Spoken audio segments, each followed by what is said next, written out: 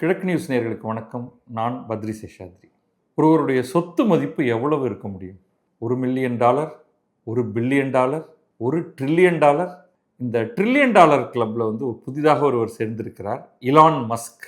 அவருடைய நிறுவனமான space X, அதனுடைய IPO நடந்திருக்கிறது. இனிஷியல் பப்ளிக் ஆஃபரிங் அப்படின்னு சொல்லுவோம். அது இதுவரை ஒரு பிரைவேட் கம்பெனியாக இருந்து அதனுடைய பங்குகளை அவர்கள் பங்குச்சந்தையில் பட்டியலிட்டிருக்கிறார்கள். அதில் ஒரு குறிப்பிட்ட அளவுக்கான பங்குகளை பொதுமக்கள் வாங்கியிருக்கிறார்கள். வாங்கிய அந்த பொதுமக்களுடைய பங்குகள் சந்தையில் பட்டியலிடப்பட்டதுடன் அதனுடைய விலை இன்னும் மேலே ஏறி இருக்கிறது. அதன் காரணமாக அந்த நிறுவனத்துடைய மார்க்கெட் கேபிட்டலைசேஷன், சந்தை மதிப்பு அப்படின்னு சொல்லுவோம், அந்த சந்தை மதிப்பு $2 டிரில்லியன் தொட்டுள்ளது. அதில் கணிசமான பங்குகளை வைத்திருப்பதனால் $1 டிரில்லியன் இலான் மஸ்குடைய மார்க்கெட் கேபிட்டலைசேஷன் மட்டுமே அந்த அளவுக்கு வந்திருக்கிறது. இது தவிர மிக அதிகமான மதிப்பை கொண்டிருக்கக்கூடிய டெஸ்லா என்னும் கார் கம்பெனியில் கணிசமான பங்குகளை வைத்திருப்பதால் ஏற்கனவே அவர் பல $100 பில்லியன் வைத்திருந்தவர். மதிப்பு இதெல்லாம் உடனே கேஷ்னு பார்க்காதீங்க, அதை நம்ம அப்புறமா விளக்குவோம். அதோட கூட இப்போ இந்த ஸ்பேஸ் எக்ஸ் வந்திருக்கிறதுனால அது வேற எங்கேயோ போயிடுச்சு. இன்னும் சொல்லப்போனால் இந்த பல்வேறு செய்தி கட்டுரைகள் சொல்வது போல இதற்கு அடுத்த 4 சொத்து மதிப்பில் பெரும் பணம் வைத்திருப்பவர்கள், அதில் நிறுவனங்களுடைய பங்கும் சேரும். அவங்க யாருன்னா, கூகுளுடைய ஆரம்பகால ஃபவுண்டர்ஸ் லாரி பேஜ், செர்ஜி பிரின் அப்படிங்கிற 2 பேர்.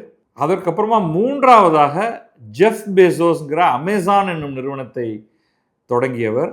4ஆவதாக லாரி எல்லிசன் அப்படிங்கிற ஆரக்கிள் என்னும் நிறுவனத்தை தொடங்கி நடத்தி இப்பொழுது மிக சமீபத்தில் தொலைக்காட்சி நிறுவனங்கள் சிலவற்றை வாங்கி CBS கார்ப் அப்படின்னு சொல்கிறது, அதில் CNN அடங்கும், பல்வேறு என்டர்டெயின்மெண்ட் நிறுவனங்கள் எல்லாம் இருக்கின்றன, அதுவும் அடங்கும். இந்த 4 பேரும் பார்த்தீங்கன்னா ரஃப்லி $200 250 280 290 பில்லியன் வைத்திருப்பவர்கள். 4 பேரோடதையும் கூட்டினா அப்போதான் அது $1 டிரில்லியன் கொஞ்சோண்டு மேலே போகுது. தனி ஒரு நபராக இலான் மஸ்க் மட்டுமே அதுக்கெல்லாம் மேலே வைத்திருக்கிறார் மதிப்பு, பேப்பர் மதிப்பு. இதை நம்ம புரிஞ்சுக்கணும். ஆனால் இவர்கள் எல்லாம் கணிசமான பணம் வைத்திருப்பவர்கள் அல்லது பணம் ஆக்சஸ் வைத்திருப்பவர்கள். இப்போ நம்ம விஷயத்துக்குள்ளே வருவோம். இந்த ஸ்பேஸ் எக்ஸோடைய IPO பற்றி நம்ம எப்படி புரிஞ்சுக்கிறது அப்படிங்கிறது நம்ம ஆரம்பிப்போம். ஷேர்ஸ் வெள்ளிக்கிழமை அன்று பங்குச்சந்தையில் பட்டியலிடப்பட்டன. IPO ப்ரைஸ் என்ன கொடுத்துருந்தாங்கன்னா $135. ஒரு ஷேருக்கு $135 அப்படின்னு சொல்ல மக்கள் போட்டி போட்டுக்கொண்டு அதுக்கு சப்ஸ்கிரைப் பண்ணாங்க. இது சப்ஸ்கிரிப்ஷன் அப்படின்னு சொல்லுவோம். எந்த அளவுக்குன்னா 4 மடங்கு ஓவர் சப்ஸ்கிரைப் ஆச்சு. அதாவது நீங்கள் மொத்தமாக இவ்வளவு ஷேர் கொடுக்குறோம் அப்படின்னா எங்களுக்கு இவ்வளவு ஷேர் வேணும்னு 4 மடங்கு அதிகமான அளவுக்கு ஷேர்களுக்கான கோரிக்கை வந்திருந்தது. அப்போ 4 கேட்குறவங்களுக்கு 1 தான் கொடுக்க முடியும். அவர்கள் எல்லோரும் $135 தலா ஒரு ஷேருக்கு கொடுத்துறார்கள். அதுக்கப்புறமா அந்த பங்குகளை பட்டியலிட்டவுடன் அது 135 இருந்து அது 150க்கு போனது. இன்னும் அடுத்த சில நாட்களில் கொஞ்சம் மேலையும் கீழேயுமா போயிட்டு இருக்கும். இத்துடன் ஸ்பேஸ் எக்ஸ் நிறுவனம் இந்த சந்தை மதிப்பு, மார்க்கெட் கேபிட்டலைசேஷன், அதோடைய மார்க்கெட் கேபிட்டல் அடிப்படையில் அமெரிக்காவின் 6வது பெரிய நிறுவனமாக அது ஆகிறது. இதுதான் பேசிக் தகவல். ஒரு கட்டத்தில் அது 150க்கும் மேலெல்லாம் போச்சு. அதுக்கப்புறமா கொஞ்சம் கீழே இறங்கியிருக்கு, அப் அண்ட் டவுன் அப்படின்னு வச்சுக்கோங்க. ஸ்பேஸ் எக்ஸ் நிறுவனம் இந்த பங்குகளை விற்பதன் மூலமாக அது என்ன பண்ணியிருக்கு அப்படின்னு பார்த்தீங்கன்னா, அது $75 பில்லியன் பங்கு தொகையாக ஷேர்களை விற்பதன் மூலமாக அது திரட்டி இருக்கிறது. $75 பில்லியன் சிங்கிள் IPOவில். அப்போ அதோடைய பேங்க்கில் இப்பொழுதைக்கு இந்த பணம் மட்டுமே $75 பில்லியன் அவங்க கையில் இருக்குது. அதை வைத்துக்கொண்டு அவர்கள் என்னவெல்லாம் செய்ய போகிறார்கள் அப்படின்னு நம்ம பார்ப்போம். அதுக்கு பிறகு அதுக்கு இன்னும் மேலே போச்சு. அதோட இனிஷியல் வேல்யூ 1.77 ட்ரில்லியன், அந்த 75 பில்லியன் பெற்ற உடனேயே அதற்கு மேலே அதோடைய ஷேர்ஸ் 135லேருந்து 150க்கெல்லாம் போக போக ஒட்டுமொத்த நிறுவனத்தோடைய மதிப்பு $2 டிரில்லியன் மேலே போனது. இந்த நிறுவனம் என்ன பண்ணுறது? உண்மையிலேயே ஸ்பேஸ் எக்ஸ்ங்கிற நிறுவனம் ரொம்ப ரொம்ப ரொம்ப சுவாரஸ்யமான ஒரு நிறுவனம். இதோடைய ஃபவுண்டர் இலான் மஸ்க், நம்ம கிழக்கு பதிப்பகத்தின் வாயிலாக ஒரு புத்தகமே போட்டிருக்கிறோம். இலான் மஸ்க் யார், அவருடைய பேக்ரவுண்ட் என்ன, அவர் எப்படி வந்தாருன்ட்டு நான் ரொம்ப சுருக்கமாக ஒரு 4-5 விஷயங்களை மட்டுமே சொல்லிடுறேன். அவர் ஆரம்ப காலத்தில் அவர் வந்து ஒரு பேமெண்ட் சர்வீசஸ் கம்பெனி ஒன்று பண்ணிட்டு இருந்தார். அது ஒரு கட்டத்தில் அது வந்து பேபால் அப்படிங்கிற ஒரு நிறுவனத்தோடு அது மெர்ஜ் ஆகுது. அப்போ இலான் மஸ்க்கு அந்த பேபால் நிறுவனத்தில் அவருக்கு அது வந்து ஸ்டாக் டு ஸ்டாக் மெர்ஜர்னு சொல்லுவோம். கேஷ் கிடையாது, ஸ்டாக்காக அவருக்கு அந்த கம்பெனியில் அவர் வச்சுருக்காரு. எவென்ச்சுவலி அது வந்து பங்குச்சந்தையில் பட்டியலிடப்பட்டு அதோடைய பணம் அது வந்து ஈபேங்கிற ஒரு நிறுவனம் வாங்குது, அதை லிஸ்ட் பண்ணுது. ஸோ அந்த நிறுவனத்தை விற்கும் பொழுது அவருக்கு கணிசமான அளவுக்கு கையில் கேஷ் வருது. கணிசம்னு நம்ம இன்றைய கணக்கில் சொல்லலை, அன்றைய கணக்கிலே அது கணிசம். சில $10 மில்லியன் மேலேன்னு வச்சுக்கலாம், கிட்டத்தட்ட $100 மில்லியன் வரைக்கும் அவருக்கு வந்திருக்கலாம். இன்னொரு பக்கம் வந்து டெஸ்லா என்ற நிறுவனம் வேறு சிலரால் ஆரம்பிக்கப்பட்டது. அது வந்து எலக்ட்ரிக் கார்களை தயாரிப்பது அப்படிங்கிற ஒரு ஐடியாவில். ஆனால் அதை ஆரம்பித்தவங்களுக்கு வேண்டிய அளவுக்கு பணம் இல்லை. ஸோ அந்த நேரத்தில் அவங்க வந்து இலான் மஸ்கை ரீச் அவுட் பண்ணுறாங்க. இலான் மஸ்க்கு அந்த ஐடியா ரொம்ப பிடிச்சிருக்கு. அவர் அது உள்ளுக்குள்ளே இறங்குறாரு. வேண்டிய அளவுக்கு அவர் பணத்தை போட்டுக்கிட்டே இருக்காரு. ஏன்னா இன்றைக்கி வந்து டெஸ்லா கார்கள்லாம் தெருவில் ஓடுது, இந்தியாவுக்கே வந்துருச்சு. சில மாதங்களுக்கு முன்னால் அந்த காரை இந்தியாவில் அறிமுகப்படுத்தினாங்க. அப்படிப்பட்ட கார் ஒரு காலத்தில் அது மாதிரி ஒரு கார் வருமா அப்படிங்கிறதே ஒரு ஆச்சரியமாக இருந்தது. அப்போ அதற்கு ஒரு முன்னோடியாக அவர் அதில் இயங்கினார். பல்வேறு பேர் அதை ஆரம்பித்த சில பேர்லாம் போயிட்டாங்க. அப்போ இவர் முழுமையாக அதை தன்னுடைய கைக்குள் எடுத்துக்கொண்டு தன்னுடைய முழு கவனத்தையும் அதில் செலுத்த ஆரம்பித்தார். இதை அவர் பண்ணிகிட்டு இருக்கும்போது பேரலி அவருடைய பெரிய ட்ரீம் என்னென்னா, இன்னொரு பிளானட்டுக்கு போய், இன்னொரு கோளுக்கு போய், நம்ம வந்து இருக்கிறது பூமி என்னும் கோள். இந்த பூமிங்கிற கோளில் நாளைக்கு ஏதேனும் பிரச்சனை வந்துருச்சுன்னா மனித இனமே அழிந்துவிடும். இந்த மனித இனத்தை அழியாமல் வைத்திருக்க வேண்டுமானால் நம்முடைய சூரிய மண்டலத்தில் இருக்கக்கூடிய வேறு சில கோள்களில் நாம் போய் மக்கள் வசிக்கக்கூடிய இடமாக அதை மாற்ற வேண்டும் அப்படிங்கிற ஒரு எண்ணம் கொண்டவர். அப்படிப்பட்ட ஒரே ஒரு கோளை தான் நம்மளால் இன்னைக்கு பார்க்க முடிகிறது. அது செவ்வாய் என்னும் கிரகம். இந்த செவ்வாய்க்கோளில் போய் மனிதர்கள் குடியேற வேண்டும் அப்படிங்கிற எண்ணம் வைத்திருக்கக்கூடிய கொஞ்சம் கிறுக்கு பிடித்த மனிதர்கள் இலான் மஸ்க். ஆனால் இந்த கிறுக்கு பிடித்தவர்களால் தான் உலகம் முன்னேறி செல்கிறது. இந்த டெஸ்லாங்கிறதே இன்னும் ஸ்டேபிள் ஆகாத சமயத்தில் அவர் வந்து ஸ்பேஸ் எக்ஸ் அப்படிங்கிற ஒரு கம்பெனியை வந்து அவர் தொடங்குகிறார். அது வந்து முழுக்க முழுக்க இவருடைய சிந்தையிலிருந்து உருவானது. ஐடியா வந்து நம்ம ராக்கெட் விடுறோம், ஏதோ ஒரு துணைக்கோளை கொண்டு போய் மேலே விட்டுக்கிட்டு இருக்கோம். அந்த சமயத்திலேயே அமெரிக்கா வந்து ஸ்பேஸ் ப்ரோக்ராம், வான்வெளியில் செயற்கைக்கோளை மட்டுமல்ல மேலும் பலவற்றை செலுத்துவது அப்படிங்கிறதுல வந்து ஒரு பெரிய நிபுணத்துவத்தை அப்பொழுதே அடைந்திருந்தது. 1960களிலேயே நிலவுக்கு அது ஒரு விண்கலத்தை அனுப்பி அங்கிருந்து மனிதர்களை தரையில் இறக்கி நிலவில் கால் பதித்து நடந்து வந்து திரும்ப அந்த ஒரு விண்கலத்துக்குள் ஏறி அங்கிருந்து மேலே வந்து அங்கே சுற்றி கொண்டிருக்கக்கூடிய ஒரு விண்கலத்தோடு ஒட்டி கொண்டு அங்கிருந்து பூமி வரை வரக்கூடிய ஒன்றை அவர்கள் 1960களில் சாய்த்து காட்டியவர்கள். 70 வரைக்கும் இந்த ப்ரோக்ராம் போயிட்டு இருந்தது, 70 ஆரம்பம் வரைக்கும். அதுக்கப்புறமாக சில பல காரணங்களுக்காக அவர்கள் அதை கம்ப்ளீட்டாக நிறுத்தினாங்க. அதற்கு பிறகு விண்வெளியில் ஒரு பரிசோதனை சாலை அப்படிங்கிற ஒரு கான்செப்டை உருவாக்கினாங்க. ஸ்கை லேப் அப்படின்னு அதுக்கு பேர். அந்த ஸ்கை லேப் என்றெல்லாம் ஒரு ஒரு சின்ன அபார்ட்மெண்ட் சைஸுக்கான ஒரு விண்கலத்தை வானில் செலுத்தி அதில் மனிதர்கள் இருக்கும் மாதிரியெல்லாம் செய்தார்கள். அப்புறம் அந்த ஸ்கை லேப் கூட விழுந்தது. நான்லாம் அப்போ வந்து சின்ன கிளாஸ் படிச்சுட்டு இருந்தேன், எனக்கு ஞாபகம் இல்லை, இப்போ 2வது 3வது படிச்சுட்டு இருந்தேன்னு நினைக்கிறேன். ஒரு நாளைக்கு ஒரே பயங்கர அனௌன்ஸ்மெண்ட், ஸ்கைலாப் விழப்போகுது, ஸ்கைலாப் விழப்போகுது, எல்லாரும் வீட்டுக்கு போங்க அப்படின்ட்டு. அதெல்லாம் பெரிய ஒன்றும் பிரச்சனை இல்லை. அது வந்து விழுந்தது, ஆனால் அது வான்வெளியில் நுழையும் பொழுதே கருகி தூள் தூளாகி துண்டு துண்டாகி விட்டது. அந்த ஸ்கைலாப் போன்றவற்றை உருவாக்கியவர்கள் பிறகு அதை வந்து இன்டர்நேஷனல் ஸ்பேஸ் ஸ்டேஷன் என்ற ஒன்றை உருவாக்கினார்கள்.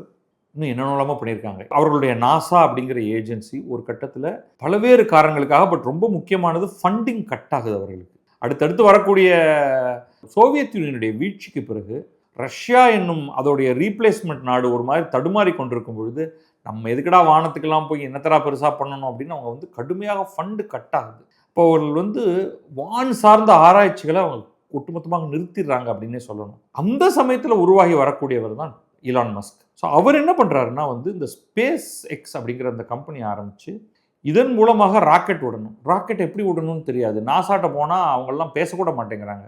அப்புறம் ஒரு மாதிரி ரஷ்யாவுக்கு போய் அங்கே கிடைக்கக்கூடிய ஒரு இந்த செகண்ட் ரேட் ராக்கெட், பழைய ராக்கெட், ஏன்னா அவங்க தான் வந்து ராக்கெட்டெல்லாம் விட்டுக்கிட்டு இருந்தாங்க. இப்போ நாடே புட்டுக்கிட்டு போச்சு, பல்வேறு துண்டுகளாக சிதறி கிடக்கிறது. அங்கே ஏதோ பழைய பொருளை வாங்கி, காயலாங்கடை மேட்டரை வாங்கி ஊருக்கு கொண்டாந்து தட்டி கொட்டி சில பல எக்ஸ்பெரிமெண்ட்ஸை பண்ணி அப்புறம் கொஞ்சம் கொஞ்சமாக படிப்படியாக ராக்கெட் அனுப்ப ஆரம்பித்து அதில் செயற்கைக்கோளை வைத்து அந்த துறையில் இன்னைக்கு அவர் அடைந்திருக்கக்கூடிய அந்த ஒரு மாபெரும் வளர்ச்சிங்கிறது ஆச்சரியமானது. உலகமே மூக்கில் விரல் வைக்கும் அளவுக்கு, அது இந்திய ஸ்பேஸ் ப்ரோக்ராம்லாம் ஆரம்பித்து 40-50 ஆண்டுகளுக்கு பிறகு ஆரம்பித்த ஒரு தனியார் நிறுவனம், ஒரு தனிநபருடைய சொந்த காசினால் இவ்வளவு தூரம் முன் வந்திருக்கக்கூடிய ஒரு நிறுவனம் இன்றைக்கு ISRO, இந்தியாவுடைய வான்வெளி ஆராய்ச்சிக்கான நிறுவனத்தை விட பல மடங்கு அதிகமான எடையை தூக்கி செல்லக்கூடிய ராக்கெட் ஃபால்கன் 9 போன்ற ராக்கெட்டுகளை அவர்கள் வைத்திருக்கிறார்கள். இதுவரை அமெரிக்காவில் யாருமே அனுப்பாத எடையை அனுப்பக்கூடிய அந்த அளவுக்கான ஒரு திறன் வாய்ந்தது. இன்னைக்கு சர்வசாதாரணமாக 4 நாளைக்கு ஒரு தடவை ஒரு ராக்கெட்டை விடுறாங்க. நம்ம டவுன் பஸ்ஸில் வந்து இருப்பா நான் வந்து இப்போ தான் வந்து நான் மயிலாப்பூரில் இருக்கேன், நேராக தாம்பரம் வந்துடுறேன் அப்படின்னு சொல்லக்கூடிய அளவுக்கு வந்து டவுன் பஸ் ரேஞ்சுக்கு ராக்கெட் விட்டுட்டு இருக்காங்க. எவ்வளவு சேட்டலைட் லான்ச் பண்ணுவாங்கன்னா பிடிப்பிடியாக ஆயிரக்கணக்கு, 10,000, பல ஆயிரம் சேட்டலைட்டுகளை விட்டுருக்காங்க. அதில் நிறையா வந்து மைக்ரோ சேட்டலைட்னு சொல்லுவோம். இந்த மைக்ரோ சேட்டலைட்லாம் வந்து வைத்துக்கொண்டு ஒரு புதிய சர்வீஸை, இன்டர்நெட் வானில் இருந்து பறக்கும் சிறு செயற்கைக்கோள்களை வைத்துக்கொண்டு ஒரு கான்ஸ்டலேஷன் அப்படின்னு சொல்லுவோம். கொத்தான அந்த மைக்ரோ சேட்டலைட்டான ஸ்டார்லிங்க் அப்படின்னு அதுக்கு பேர். அவற்றை வைத்துக்கொண்டு அவர்கள் பூமியில் இருக்கும் எந்த மூலையில் இருப்பவருக்கும் தடையற்ற இணைய சேவையை தந்து கொண்டிருக்கிறார்கள். இன்ஃபேக்ட் ஸ்பேஸ்எக்ஸோடைய பெரும்பாலான வருமானம் அந்த ஸ்டார்லிங்க்லேருந்து வருது. இதெல்லாம் மீறி அவருக்கு வந்து இன்றைக்கு இன்டர்நேஷ்னல் ஸ்பேஸ் ஸ்டேஷன் எடுத்துக்கிட்டிங்கன்னா அதற்கு ஆட்களை அனுப்புவது, அங்கிருந்து ஆட்களை மீண்டும் பூமிக்கு கொண்டு வருவது, அவர்களுக்கு தேவையான உணவு போன்ற பொருட்களை அனுப்புவது அப்படின்னு பார்த்தா அமெரிக்காவில் ஸ்பேஸ்எக்ஸால் மட்டும்தான் அது இன்றைக்கு சாத்தியம். இதே மாதிரி ரஷ்யாவுடைய ஸ்பேஸ் ஏஜென்சினாலையும் சாத்தியம். இவர்கள் 2 பேர் தான். இதை தவிர சீனா இந்த துறையில் சில காரியங்களை செய்ய முற்பட்டு கொண்டிருக்கிறது. பட் சீனாவே இன்னும் ஆட்களை வானுக்கு அனுப்புவது அப்படிங்கிறதுல வந்து ஒரு சர்வசாதாரணமான ஒரு அந்த டெக்னாலஜியை பெற இன்னும் முடியவில்லை. அப்படி இருக்கும் பொழுது ஸ்பேஸ்எக்ஸ் என்பது சில பல நாடுகள் செய்யக்கூடியதை தனி ஒரு பிரைவேட் நிறுவனமாக செய்கிறது. இதெல்லாம் வந்து அந்த நிறுவனத்துடைய பெருமை, இலான் மஸ்குடைய பெருமை. இதற்கிடையில் டெஸ்லா உண்மையிலேயே கார்களை மார்க்கெட்டுக்கு அனுப்ப ஆரம்பிச்சது. கார்கள் சொதப்பிச்சு, அதுக்கப்புறமா இம்ப்ரூவ் பண்ணி இன்றைக்கி வந்து எலக்ட்ரிக் கார் அப்படின்னா ஸ்டாண்டர்ட் டெஸ்லான்னு ஆயிடுச்சு. அதுக்கப்புறம் சைனாலையும் BYD அப்படிங்கிற ஒரு கம்பெனி வந்து பூந்து விளையாடிட்டு இருக்காங்க. பட் டெஸ்லாவுக்கு ஒரு மிகப்பெரிய சந்தை உருவானது அமெரிக்காவில். அதற்கு பிறகு உலக அளவில் சந்தை உருவானது. அந்த சந்தை மதிப்பும் சேர்ந்து கொண்டு இலான் மஸ்கை ஒரு மாபெரும் பணக்காரராக மாற்றியது. உலகின் மிகப்பெரிய பணக்காரர்களில் ஒருவராக மாற்றியது. நம்பர் 1 அல்லது நம்பர் 2 அப்படிங்கிறதுல மாறி இருப்பார். இன்றைக்கு வந்து கொஸ்டினே இல்லாமல் நம்பர் 1ல் இருக்கார். ஸ்பேஸ்எக்ஸை அவர் ப்ரைவேட்டாகவே வச்சுருந்தார். இதற்கிடையில் சமூக வலைத்தளத்தை நடத்தி கொண்டிருக்கக்கூடிய ட்விட்டருங்கிற கம்பெனியை வாங்கி அதை x.comனு மாற்றி, எக்ஸுங்கிறது தான் அவர் ஆரம்பத்தில் அந்த பேமெண்ட் சர்வீஸ் ஆரம்பித்த கம்பெனியோட பேர். அதை தான் பேபாலோட மெர்ஜ் பண்ணார். அதனால் அந்த எக்ஸ் மேலே அவருக்கு ஒரே ஆர்வம். அதனால தான் ஸ்பேஸ்எக்ஸ் ஆகுது. இப்போ இன்றைக்கி வந்து ட்விட்டர் x.comமாக மாறிடுச்சு. இந்த x.com, XAI, கிராக் அப்படின்னு ஒன்று கேள்விப்பட்டிருப்பீங்க. பை த வே, சைடில் இவரை பற்றி சொல்கிறதா நிறையா சொல்லலாம். இந்த OpenAI கம்பெனியில் கணிசமாக ஆரம்பத்தில் பணம் போட்டவர் இவர் தான். அதை பற்றின ஒரு கேஸும் நடந்தது. அந்த பார்ட்டை விட்டுருவோம் நம்ம. ஸோ இந்த ஸ்பேஸ்எக்ஸ் வந்து தனிநபர் முயற்சியாக அதுக்கப்புறம் ஒரு கட்டத்தில் நாசாவே ஸ்பேஸ்எக்ஸை நம்பி இருக்க வேண்டிய ஒரு நிலைக்கு வந்துருச்சு. இன்னைக்கு வந்து நாசா ஒரு 4-5 கம்பெனிகளை வளர்த்து விடணும் அப்படின்னு பார்த்துக்கிட்டு இருக்கு. அதில் வந்து ஃபாரண்டவே நம்பர் 1 உலகத்தில் இருக்கக்கூடிய நம்பர் 1 ஸ்பேஸ் கம்பெனி என்றால் அது ஸ்பேஸ்எக்ஸ் தான். இருக்கட்டும்யா, ஆனாலும் அதுக்கு $2 trillion கொடுக்கலாமா அப்படின்னா இன்றைக்கு பல்வேறு மாற்று கருத்துக்கள் இருக்கின்றன மக்களிடையே, அதாவது நிபுணர்களிடையே, பங்குச்சந்தை நிபுணர்களிடையே. அவங்க சொல்கிற முதல் இது வந்து நீங்கள் உங்களுக்கு கொடுக்குற இந்த மதிப்பு $2 trillion அப்படிங்கிற மதிப்பு வந்து ரொம்ப ஹை அப்படின்னு ஒரு கோஷ்டி இருக்காங்க. அப்படி என்னதான் பண்ணுறாங்கன்னு சொல்லுங்கள். என்ன எவ்வளோ அவங்க சம்பாதிக்கிறாங்க? சரி, இன்னைக்கு இவ்வளோ சம்பாதிக்கிறாங்கன்னா நாளைக்கு அவங்களால எவ்வளோ சம்பாதிக்க முடியும் அப்படின்னு பார்த்தா கொஞ்சம் கஷ்டம்தான். இந்த கம்பெனியுடைய ஒட்டுமொத்த லாஸ் சென்ற ஆண்டில் அவர்கள் லாபம் சம்பாதிக்கவில்லை. அவங்களுடைய நஷ்டம், நிகர நஷ்டம் $5 பில்லியன். இதில் 80% ரெவின்யூ ஸ்டார்லிங்க்லேருந்து வருது. Starlink is a profitable operation. ஸ்டார்லிங்கோட ப்ராஃபிட்டே கிட்டத்தட்ட $15 பில்லியன் இருக்கும். அப்போ மற்றவங்க எல்லாம் சேர்ந்து கிட்டத்தட்ட 20 பில்லியன், அதாவது இவருடைய ராக்கெட் விடுறதோ அல்லது அந்த X.AI, இந்த ஏஐலாம் வந்து கொஞ்சம் டாட்ஜியான ஒர்க்கு தான். நாளைக்கு அது என்ன பண்ணுன்னு தெரியாது. அது எல்லாமே வந்து நிறைய நஷ்டத்தை இன்றைக்கு சம்பாதித்து கொண்டிருக்கின்றன. சரி, அப்படின்னா இந்த கம்பெனிக்கெல்லாம் மதிப்பே கிடையாதான்னா, ஏஐ என்ன பண்ண போகுதுன்னே நாளைக்கு தெரியல. இவர் நம்பர் 1 ஏஐ கம்பெனியானா இல்லை. ஆந்த்ரோபிக் அப்படின்னு ஒரு கம்பெனி இருக்குது. அதுதான் கிளாட் அப்படிங்கிறத செயலியை அவங்க உருவாக்கி சேவையை கொடுத்துக்கிட்டு இருக்காங்க. ஓப்பன் ஏஐயோடைய சாட் ஜிபிடி நம்ம அத்தனை பேருக்கும் தெரிந்த ஒன்று. இவையெல்லாம் தான் லீடிங் ஏஐ நிறுவனத்தில் வரும். கிராக் ஏஐ அல்லது X.AIங்கிறது வந்து கொஞ்சம் பின்னாடி தான் வருது. ஆனால் அதுக்கு வந்து இன்னைக்கு அன்லிமிட்டெட் ரிசோர்ஸஸை போடுவதற்கு யாராலையாவது முடியுமானா இலான் மஸ்கால முடியும். அப்போ இன்னைக்கு நம்ம வந்து அசட்டுத்தனமாக இதெல்லாம் ரொம்ப ஜாஸ்தி வேல்யூ, $2 ட்ரில்லியன் இதில் போட்டிருக்கு, இதுக்கு மதிப்பே கிடையாது, நீ போட்டிருக்கிற இன்னைக்கு வந்து $135 போட்டிருக்க, நாளைக்கே அது வந்து $1 வந்துடும் என்றெல்லாம் பயமுறுத்தினால் நம்ம அதை ஏற்றுக்கணுமானா இல்லை. ஏஐ கம்பெனிஸ்க்கான வேல்யூலாம் நிஜமாவே நிறையாவா போகுது. இப்போ நீங்கள் வந்து கிளாடோடைய ரெவென்யூலாம் பார்க்கும்பொழுது அசாத்தியமாக இருக்குது. நாளைக்கே வந்து X.AI அல்லது இந்த கிராக் அல்லது நம்ம இலான் மஸ்கோட ஏஐ நிறுவனம் அது வந்து இந்த ஸ்பேஸ் எக்ஸோடைய சப்சிடரியாக வச்சுருக்காரு. அதோடைய ரெவென்யூ கண்ணா பின்னான்னு பிச்சுக்கிட்டு போயிடுச்சுன்னா $2 ட்ரில்லியன் போங்கடா $20 ட்ரில்லியன் அப்படின்னு இதுக்கு மதிப்பை ஏற்றி விட்டார்கள் என்றால் இன்னைக்கு நீங்கள் $1 போட்டது நாளைக்கு $10 ஆயிருக்கும். அதுக்கப்புறம் அது எங்கே போகும் அப்படின்னு சொல்ல முடியாது. அப்புறம் சகட்டு மேனிக்கு இவர் மாட்டுக்கு நிலவுக்கு வந்து ராக்கெட்டுகளை அனுப்ப ஆரம்பிச்சு, இப்போ நாசா வந்து நிலாவுக்கு ஆர்டமிஸ் அப்படின்னு ஒரு சீரீஸ் ஆஃப் ராக்கெட்ஸை விட ஆரம்பிச்சிருக்கு. 2 ராக்கெட் போயிட்டு வந்திருக்கு. 3வது 4வது 5வதுலாம் வந்து கொஞ்சம் கொஞ்சமாக நிலவில் இறங்கி நிலவிலேயே ஒரு பரிசோதனை சாலையை அமைக்க வேண்டும் என்னும் திட்டத்தை அவர்கள் வைத்திருக்கிறார்கள். அதை தனிப்பட்ட முறையில் இலான் மஸ்க் செய்து அதிலிருந்து கண்ணா பின்னாவென்று ரெவென்யூ வர ஆரம்பித்து விட்டால் இந்த நம்பர்ஸ் எல்லாம் எங்கே போகும் அப்படின்னே சொல்ல முடியாது. அப்போ இன்றைக்கு அவர் ஒரு மாபெரும் கனவை விற்கிறார். அந்த கனவை வாங்க எண்ணற்றவர்கள் தயாராக இருக்கிறார்கள். அவர்கள் சும்மா தூக்கி $75 பில்லியன் கொடுத்திருக்கிறார்கள். சரிப்பா, இவங்கெல்லாம் யாரெல்லாம் இதில் இன்வெஸ்ட் பண்ணியிருக்காங்க அப்படின்னு பார்த்தீங்கன்னா, நிறைய இன்வெஸ்ட்மெண்ட் பண்ணதில் கல்ஃப் வளைகுடா நாடுகளைச் சேர்ந்த எண்ணற்ற சோவரின் வெல்த் ஃபண்ட்ஸ் அதில் அடக்கம். இந்த சோவரின் வெல்த் ஃபண்டுங்கிறது என்னென்னா, இந்த எண்ணெய் வள நாடுகள் இன்றைக்கி அடி வாங்கிட்டு இருக்காங்க. பைதவே ஈரான் வந்து நினச்சாடே இன்னைக்கு யாரடா அடிப்போம், சரி குவைத்தில் போய் 4 குண்டை தூக்கி போடு அப்படிங்கிற மாதிரி நடந்துட்டு இருக்காங்க. ஆனால் அதையெல்லாம் மீறி அதாவது பிப்ரவரிக்கு பிறகு மார்ச், ஏப்ரல், மே கிட்டத்தட்ட 3 மாதமாக, இப்போ நம்ம ஜூனுக்கே வந்துட்டோம், 100 நாள்களாக அவர்களுடைய வருமானத்தில் மிகப்பெரிய பாதிப்பும் அவர்களுடைய கட்டுமானத்தில் ஓரளவுக்கு பாதிப்பும் நிகழ்ந்திருந்தாலும் அவர்கள் கையில் எக்கச்சக்கமான billions and billions and billions, hundreds of billions of dollars அவங்க கையில் வச்சுருக்காங்க.